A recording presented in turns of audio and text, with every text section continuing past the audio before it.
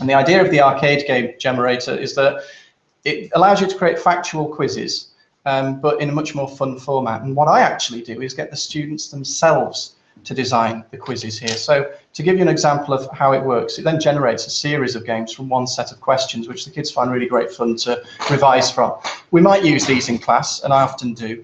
What I'll often do as well is set the quiz and say, right, we're having a factual test next week. To revise for that, just play the arcade game. And the arcade game might have 50, 60, 70 possible questions in it that I've built up over the years, and they'll be tested on 20 of those. But it's a fun way to do a bit of factual revision, very simple sort of knowledge, but there we go. So I'll just call this one test quiz. And then all the questions and answers are question 1, answer 1. It's in that format anyway, so you know.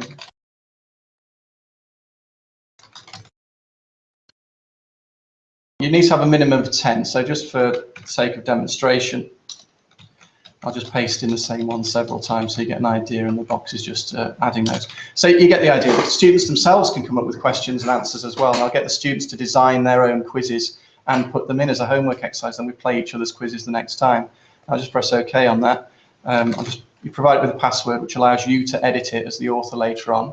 It's now been saved and generated. As simple as that. You just click the button. There's 12 questions in that one, and you can choose which game you want to play. Manic Miner is in the format of an old arcade game, which I'll show you in a second.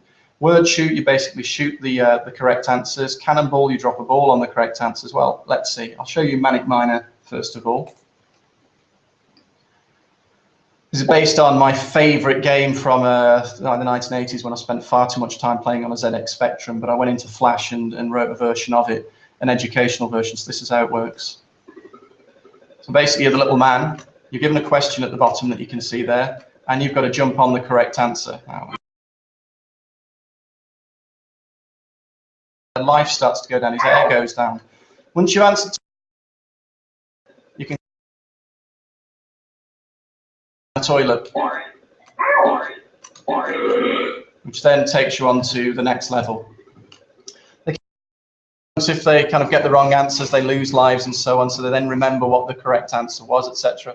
There's about 20 levels in this, and the kids really love it. There's also a high scoreboard, so if you actually die, at the end of it, it records who's been getting the high scores on that particular game. I'll quickly show you the other versions. From exactly the same set of questions, once you're given your unique link, you're given an actual web address as before, you get all of these quizzes all in one go. So just by putting in 10 questions and answers from a factual test, copying and pasting them from Word, and just separating them with asterisks, you get all of these quizzes. So here's the second one that's just been created a few seconds ago. This one's called Word Shoot.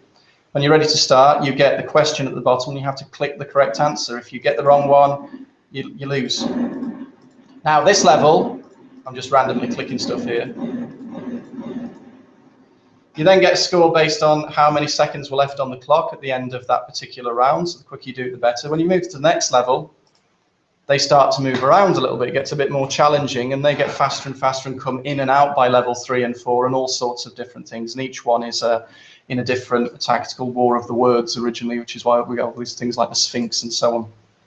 So that's the arcade game generator. Again, that's the second most popular thing on the site, because it's just so easy. Just whack in your questions and answers, and within a couple of minutes, you've got this arcade game that the kids can play at home or in class as a revision exercise.